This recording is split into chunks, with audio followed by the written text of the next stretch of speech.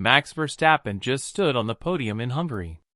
Second place, right behind Lando Norris. On paper, that looks like a strong result for a four-time world champion.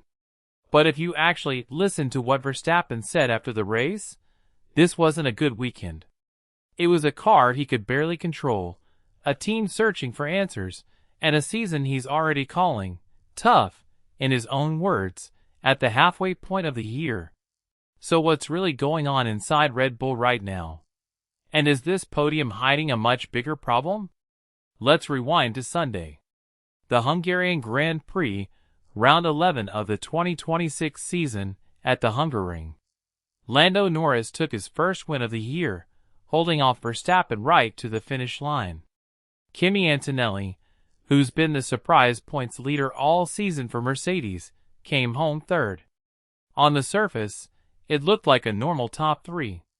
But dig one layer deeper, and the story of this race is chaos everywhere except at the very front. Oscar Piastri had actually taken the lead early, passing Norris at the start with a clean move into turn 2.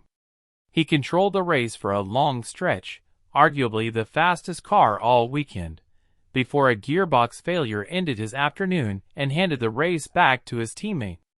Lewis Hamilton picked up a costly 5-second penalty for speeding in the pit lane, which dropped him out of contention. And George Russell's race was effectively over before it began. An anti-stall problem off the start line buried him as far back as 19th. So when you strip away all of that misfortune, Verstappen's second place starts to look less like pace, and a lot more like survival. After the race, Verstappen was asked to sum up his first half of the season heading into the summer break. And his answer wasn't the confident tone fans are used to hearing from a champion. He called it tough. He acknowledged there had been some good moments, some bright spots, but that overall, it had been a difficult year, and that the team needs to become more consistent, more solid on race weekends, and simply find more performance. That's not the language of someone who's satisfied with his machinery. That's someone carefully managing expectations in public, while dealing with something much more frustrating in private. And this isn't a one-off comment. Earlier in the year, Verstappen described Red Bull's new generation power unit as feeling like Formula E on steroids, a pointed jab at how far this new set of regulations has pushed the sport away from what he's used to, and by extension, away from where his car needs to be to win consistently. Put those two comments side by side, a preseason complaint about the regulations, and a mid-season admission that things are tough, and a pattern starts to form. This isn't a driver having one bad weekend.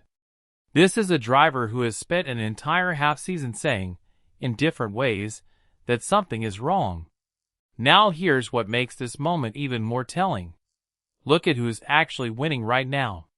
Kimi Antonelli is leading the Drivers' Championship in a Mercedes, a rookie outperforming expectations all year.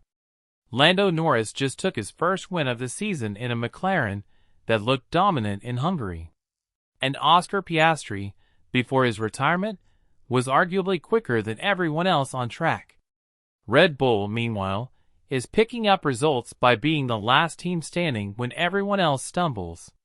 That's not a sustainable formula for a team that's used to fighting for championships, not just podiums of convenience.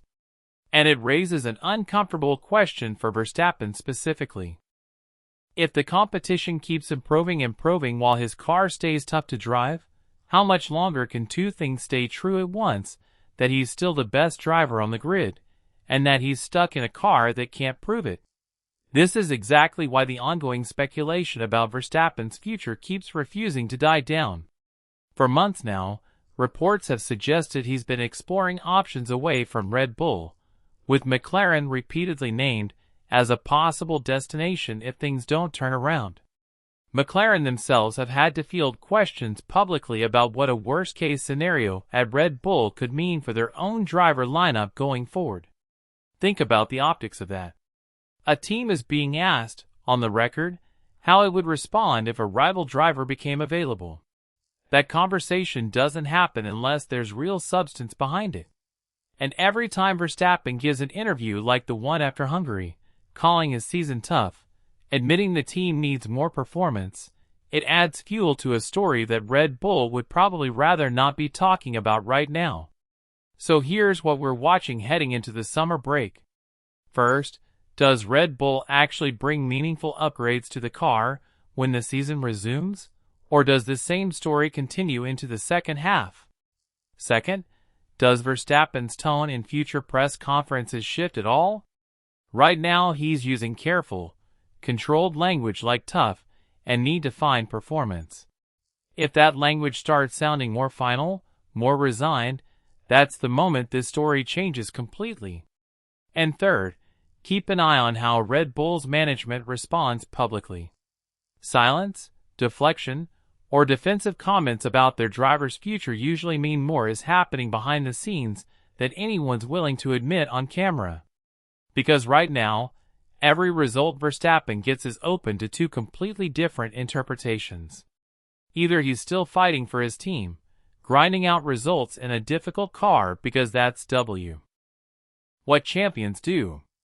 Or he's quietly building the case, race by race, comment by comment, that he's simply better than the machinery he's been given, and that eventually, something has to give.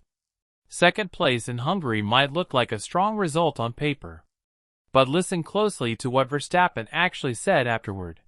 And it sounds a lot less like satisfaction, and a lot more like a warning sign.